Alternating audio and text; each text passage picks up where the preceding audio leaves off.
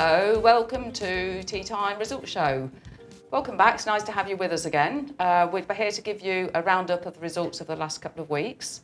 So here we go. We're going to start with Las Gaviotas. They didn't have a game on the 9th of September due to inclement weather. That's the ladies for you. So the Sprightly did actually manage a game. They played a reverse waltz, 3-2-1. The team in first place with 89 points was Dave Mitchell, Glenn Elliott, Glenn Trigg and Ian Richardson. In second place with 86 points, Pete Constable, Colin Reid, Alistair Ray and Spencer Truman. And in third place with 82 points, Steve Carter, Gary Davis, Jim Hall and Harry Pearson. Nearest the pins on hole 3, Bob Evans, on hole 5, Gordon Nielsen, hole 11, Keith Humphreys, hole 13, Ray Lyons, and hole 8 in 2 was Hebby. Okay, Wednesday Golf Association, they played a blind pairs. So the team in first place, Dave Freer and John Keane with 75 points, Norman Morgan and Steve Gill with 71 points, and in third place, also with 71 points, but on countback, Ken Halley and Neil Smith. And there were 2 twos, Luke Sharp and Jason Holland. Thursday Friendly Golf Society, they played a Pinehurst Yellow Ball Joker, combination of a few formats there. Team in first place with 193 points, which is a bit of a joke, were Jim Hall, Ken Halley, Gordon Nielsen and Spencer Truman. 191 points in second place, Steve Gill, Keith Bilton, Gary Greenfield and Keith Sadler. And with 179 points in third place, Dave Mitchell, Harry Pearson, Joe Bennett and Keith Humphrey. The nearest the pins on hole 3, Ray Lyons, on hole 5, Steve Gill, hole 11, Alistair Ray and hole 13, Harry Pearson. Okay, so we move on to Saturday, the 13th of September. The Clubhouse Golf Society played a qualifying game. So an individual game in 2 divisions. Division 1, the winner was Martin Geary with 38 points. Second place was Hebby with 36. And in third place, Jimmy Butt with 34 points. In Division 2, in first place, Steve Carter with 35. Phil Helton with 33 and Les Skipsey with 32. Nearest the pins on hole 5, Martin Geary, and hole 13, Steve Gill. Okay, so following them on Saturday were Catsbar. They played a Pinehurst, 2 drives each and 2 to score.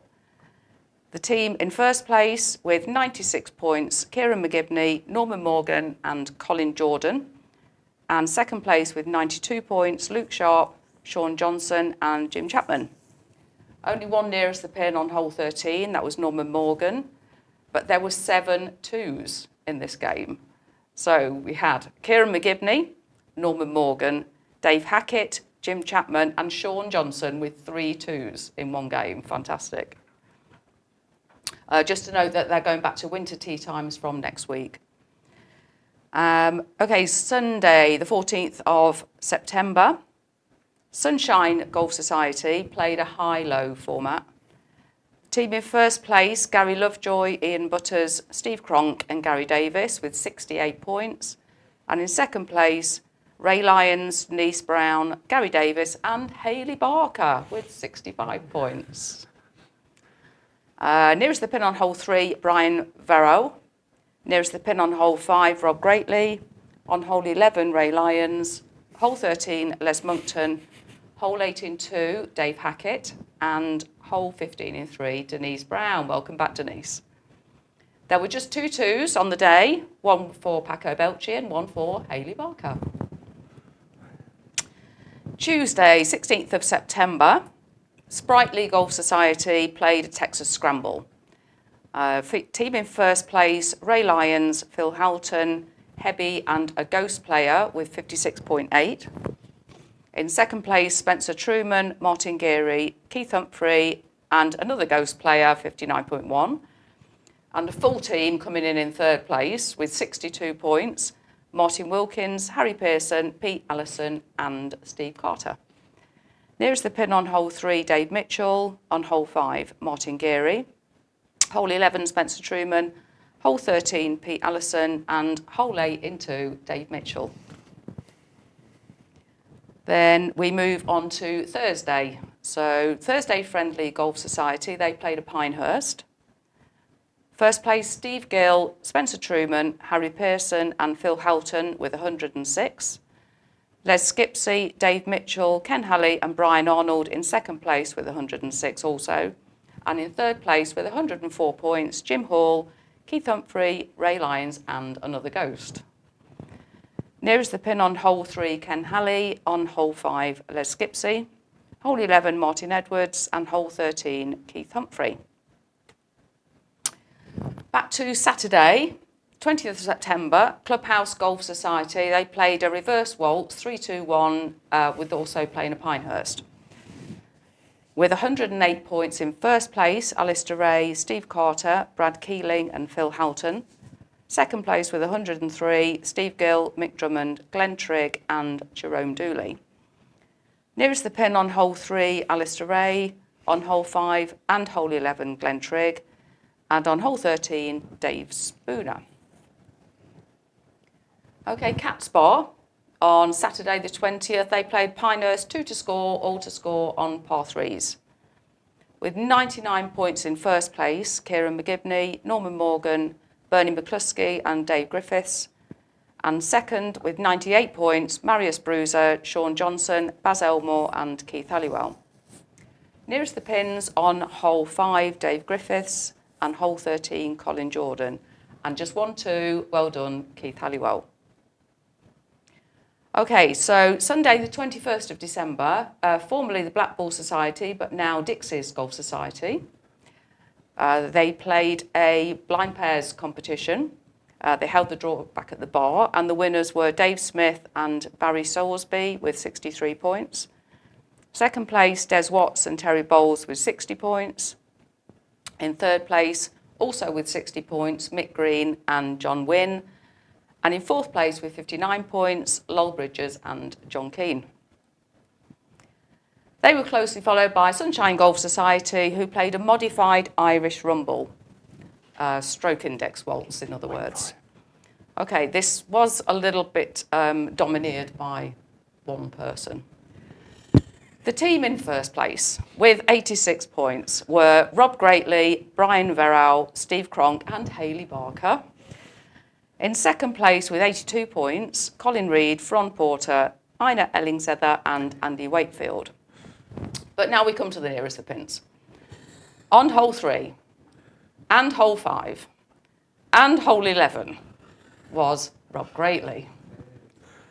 On hole 13, Ina Ellingsether, hole 8 in 2, Colin Reid, and hole 15 in 3, Liz Wakefield. Welcome back, Liz. It's nice to have you back. There were also 2-2s, which unbelievably both went to Rob Greatley. So it really was the Rob Greatley show. So, yeah, well done, Rob. That's all I can say. Dinner's on you next week. Okay, so that's a roundup of the results. Just to give you a quick reminder that next week, Tuesday the 30th and Thursday the 2nd, we do have the Club Championship competitions being held. There is still a little bit of time to get your name down, or maybe we may have closed the sheet by the time this goes out.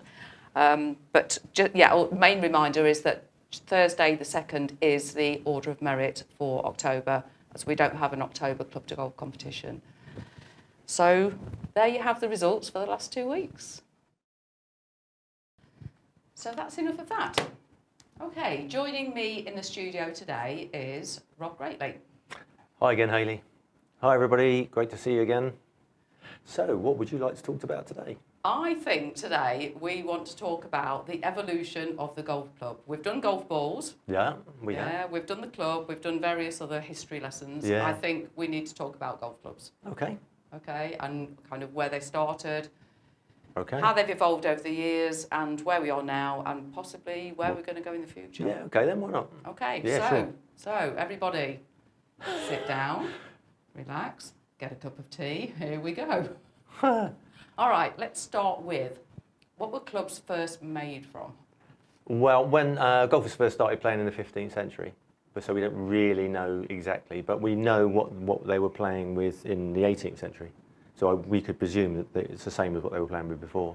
And predominantly all golf clubs were made of wood. They were pretty crude.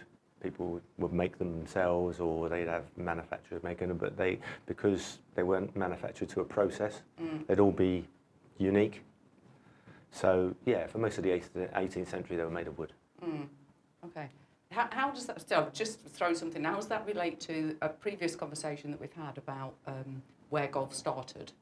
Okay. So, like time-wise... Well, golf started in Scotland. Yeah. 15th century. 15th century. Yeah. So we're talking about the same sort of time. Yeah. So we can probably safely say that for 300 years, or certainly 250 years, the golf clubs were made of wood.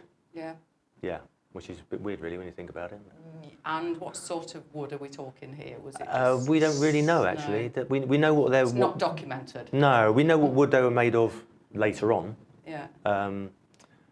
I mean, yeah, the whole club, including the head and the shaft, and it was all made of wood. All wood. Yeah. Okay. So it wasn't really until the end of the 18th century that they introduced hickory shafts. Yeah. Hickory was used because it was quite flexible, strong but flexible. Yeah, yeah. So we know that when we swing a club now, the shaft flexes. Yeah. That's why they started using hickory. Right. Okay. So when did the iron shafts come into? Well, iron wasn't really introduced until the beginning of the 20th century. And they were made by blacksmiths. So once again, because it wasn't a mass-produced thing, they were all pretty much individual. So a person would go to the blacksmith and say, I want whatever clubs. And the blacksmith would make them especially for that person. So they're all very, really unique. Yeah. But how did they know that that's what they wanted? How do they... That's a really good question. It's a really good question. One that you can answer? No, not really. I mean, you know, I would presume that the wooden clubs they had before, they would have probably modelled the irons on what they used with wood. I mean, if you look back at what clubs were like in the early 20th century, I mean, the heads of irons were really, really small. And I would imagine that's because they were modelled on the old wooden ones they had. Yeah. So yeah, that's when that. Yeah, because you've got to wonder, haven't you? Like if you go from the wooden ones, you know, who actually sort of thought, okay, we need to move on from this. What's wrong with this? How can we improve on it? Yeah. And is this the material that we need to be using? I mean, the reason they started using metal irons is because golf clubs became more popular, so there was more, but the grass was thicker, and wooden clubs wouldn't go through thick glass, thick grass. Yeah. So you'd need iron to get through the grass. So that's really why it was developed. Yeah. Yeah. Yeah. Okay. So this was what about you say the? We're talking earliest 20th century. Early 20th century. Yeah. Yeah. 1910. Okay. And what about the technology behind everything? Oh well, I mean, yeah. I mean, well, first of all, so we talk about the iron heads. The next evolution was the metal shaft, which is quite normal now, isn't it? Well, actually, no, we've probably gone past that now. But in the beginning of the 20th century, they replaced the hickory shafts. Certainly on the irons, were replaced with metal shafts. So that's another evolution that carried on for another 80 years, really. And as we become more technology advanced, then obviously more different metals and different alloys have started to be introduced for all sorts of different reasons. Yeah. Okay. Okay. Right. So let's bring it a little bit more up to date then. Okay. Yeah. So let's just talk about, obviously, you've got all your different irons and you've got the different numbers which relate to your loft, etc. So just moving on from that, obviously, because they probably only had like, I don't know, so many number of different, like 10 irons, 6, 5, whatever. They probably only had a smaller number back then, but now we've got just such a vast array. Absolutely, yeah. So just move into like the technology behind. Okay. The loft and. Yeah, I mean, the loft and everything hasn't really changed because they've always been able to measure the degrees. The size of the heads has got bigger. Yeah. Obviously, because you can generate spin and that with a larger head. In 1979, TaylorMade introduced the very first metal wood, which is a bit of a strange term, isn't it? Yeah. But I mean, obviously, drivers and fairway woods were all made of wood. Yeah. In 1979, TaylorMade introduced the first metal woods. And that's normal now. You don't really have wooden woods anymore, but we still call them woods. Yeah. Which is a bit strange. Yeah, I wonder when that's going to change. I don't suppose that will change. I think there'll always be woods. Yeah, I think it's just a term, isn't it? It's just a term that we use to express those. That's interesting actually, because I've never really understood why they were called woods. Yeah. You know, because in your book bag you've got your irons, which are obviously iron. Yeah. And then your woods, but there's nothing wooden about it. Not anymore. So. No, it is a bit strange, but no, I mean, I can remember back in when I was really young that drivers and fairway woods were always made of wood. Yeah. So yeah. But you can remember I this? can actually remember that. Yeah, yeah. As I say, 1979. So I was by 79. I was 15. So you know, in early 70s. Yeah. Yeah. No, I can remember all. You've been playing that long. All drivers and everything were made of wood. Yeah. Yeah. A bit strange, isn't it? Really. And then we've got so the other technological advancement. Technological. That's a good word. Is cavity-backed irons. So if you look at your iron. Yeah. It's got a cavity back. Cavity back. Yeah, so where it's like it's been hollowed out. All right. You can see that on the iron. But that's quite new. That's only really been developed in the last 50 years. Prior to that, all irons were blades. Oh, okay. So, and the reason they introduced cavity backed irons was because you were able to put the weight around the outside of the club, which made it more forgiving for. It's only really professionals who use. Yeah, you see, I mean, I've always noticed that you've got that cavity in the back, but I've never questioned why. Well, There's that's some why. reason. It basically puts the weight on the outside of the club, and it makes it more forgiving when people like us hit the ball. Just going back to the wood thing, I actually played with somebody who I will name. It's the first time I played with him last week, Jim Hall, and he played with a putter which actually had, I don't know whether it is wood, but it looked wooden, just a wooden putter. Right. I've never seen anything like it. So that would have been a very old putter.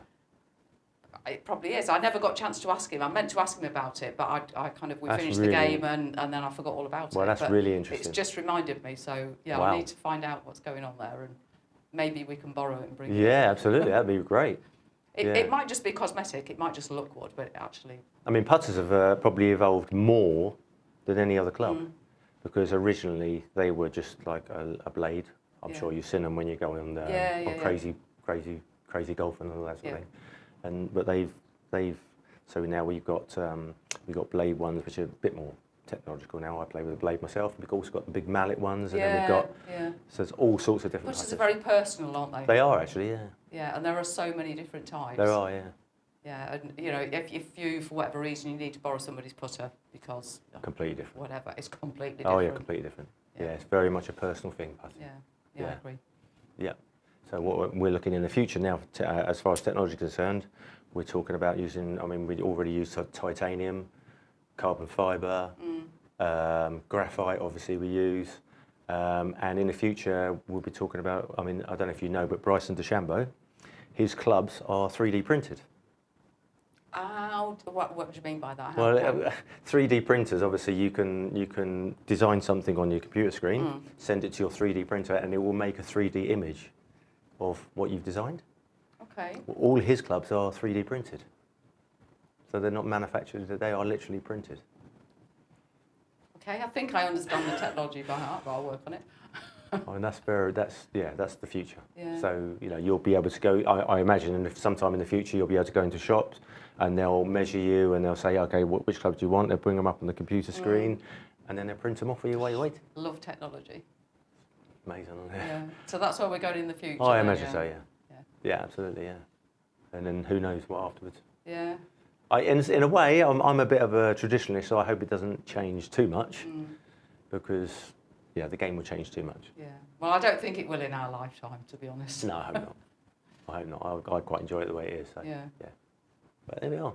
Good. The history of the golf club. History of the golf club. You never knew. Yes, you never knew. Well, thanks for that, Rob. You're welcome. Hope you've enjoyed Rob's rambles for the day. Thank you very much for joining us. We will be back next week for more tea time. Really enjoyed you sharing some time with us and look forward to seeing you next week. Okay, Rob, thanks for that. Thanks, Hayley. Thank you. Thanks, guys. Thanks for watching. See you soon.